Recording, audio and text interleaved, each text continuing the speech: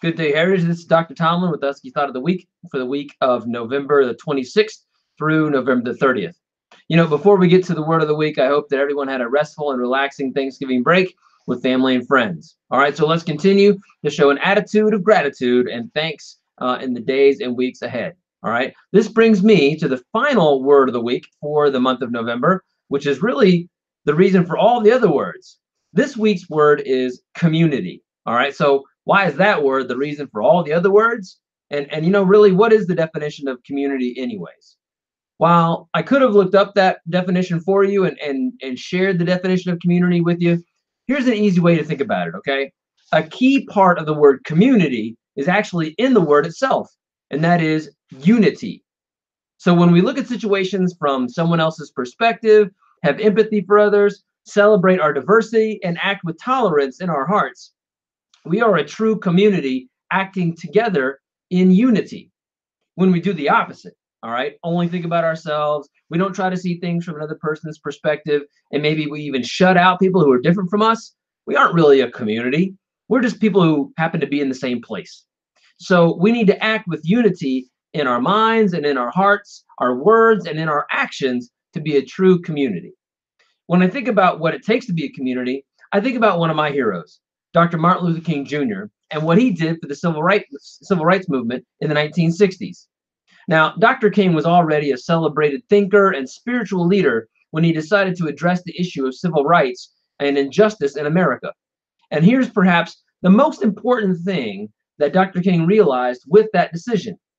He knew that he couldn't do it by himself. He couldn't do it alone.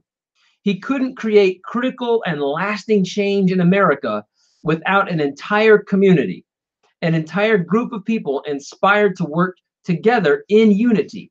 So Dr. King used his passion, his intelligence, and his powerful voice to unify people to work towards a common goal.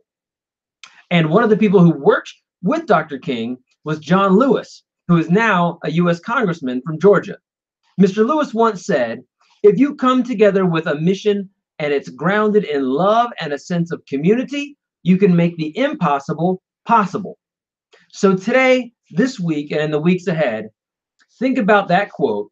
Think about how we define community, and think about what we can accomplish together as a community here at Heritage Middle School. In fact, I have something in mind. I have a goal, and I have a reason for that goal. So I want us to work together to change how people think about heritage. It's frustrating and it's sad, but there are people outside of this school who think they know who you are. They think they know who we are. It's unacceptable. There are people outside of school who even talk poorly about us, who talk poorly about you. And they don't go to school here. They don't walk in our hallways or eat in our cafeteria, and they certainly don't teach and learn in our classrooms. But somehow they think they know us. They think they know who we are. So here's the goal for us as a community.